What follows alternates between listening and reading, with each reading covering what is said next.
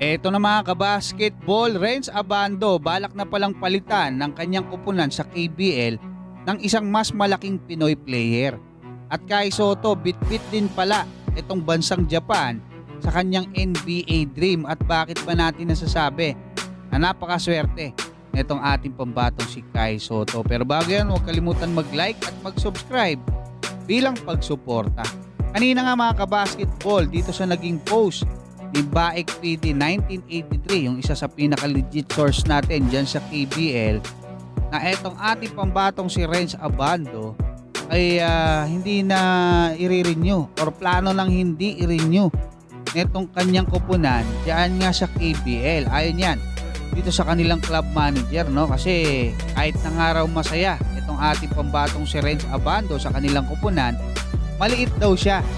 So parang ang conclusion mga kabasketball, ang target ngayon netong JKJ ay isang Pinoy player na mas malaki, forward yung laruan. So ikinukonsider, no, nung mga nagko-comment itong sila Carl Tamayo, sila Kevin Kiambao, pero sinasabi na itong si John Basketball sana raw hindi ang dahilan ay itong naging injury netong ating pambatong si Renz Abando. Alam naman natin mga kabasketball na nagiging isa sa mga dahilan talaga yan. Actually, nakita na natin sa Japan B-League, di ba? Yung mga players nga na hindi injured, hindi lang nila magamit ng, baka hindi nila mapakinabangan ng maayos.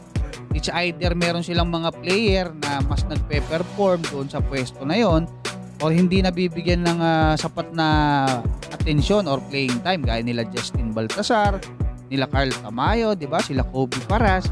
So maraming reason, lalo na kung na-injured ka. Ang maganda lang dyan, alam naman natin na maraming taga-suporta itong si Renz Abando, at sa malamang may mga offers din yan. Yan nga sa Japan B-League. Puntahan naman natin mga kabasketball itong ating pambatong si Kai Sotto na napakaswerte dito nga sa kanyang agency na Wasserman. Bakit ko ba nasasabi yan mga kabasketball? Hindi ko alam. Actually kanina pa ako nagsisearch ng isang Japan B-League player na pagkatapos maglaro sa B-League, naglaro ng Summer League na nagawa ng Wasserman kay Kai Sotto last year. Although syempre naglaro siya sa NBL Australia no? Pero nakasabay niya doon si Duprit na nabigyan ng kumbaga two-way contract ng Portland, no? Ngayon 3-year deal na mga kabasketball. Galing lang yan doon sa paglalaro sa Summer League. O naging daan yon. Kaya napakalaking bagay nun. Kaya nga lang at na-injured doon si Kai at doon siya nagsasabi na walang pasahan sa Summer League. Actually, yung 4 doon sa naging 6 na puntos ni Kai, galing po yun sa magandang pasa. Yung isa behind the back pass, no? Perimeter shot ni Kai. At yung isa drop pass sa ilalim, dinakdak ni Kai. O hindi totoo. Meron bang coach na kumbaga kukuha ng player na hindi na mamasa? Siyempre, ang pwedeng maisip mo dyan, ibibigay ng isang player lahat ng magagawa niya para umiscore o gumawa ng play. Ngayon, tinanong ko etong isang player, no, yung teammate ni Kai, dun sa isang source natin kung pwede ba siyang maglaro dyan sa Summer League. Sa G-League lang daw, sabi nung source natin mga kabasketball. So, nakikita nyo kung gaano kaganda or kung gaano kaswerte si Kai.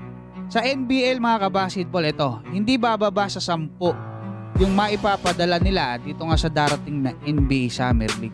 10 hanggang 30 player yan mga kabasketball.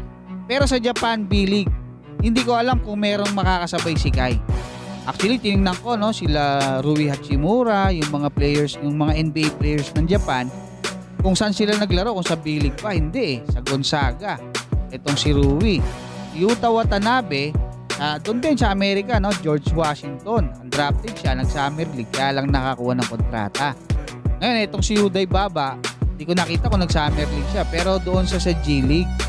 Pero naglaro siya dyan sa Japan B-League. Yun nga lang, hindi siya nakapag-Summer League. Kasi, dito sa mga impormasyon na nakuha ko. So, napakalaking bagay. At ito pa, no, isang kasaysayan yan. Siyempre sa atin, no, kauna-una ang homegrown Pinoy na makapaglalaro sa NBA.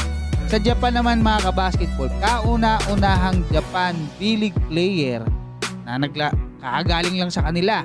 Tapos makakakuha ng kontrata sa NBA kung sakaling papalarin si Kai Sotto ngayong taon. Hanggang dyan mga kabasketball, maraming salamat at God bless sa inyong lahat.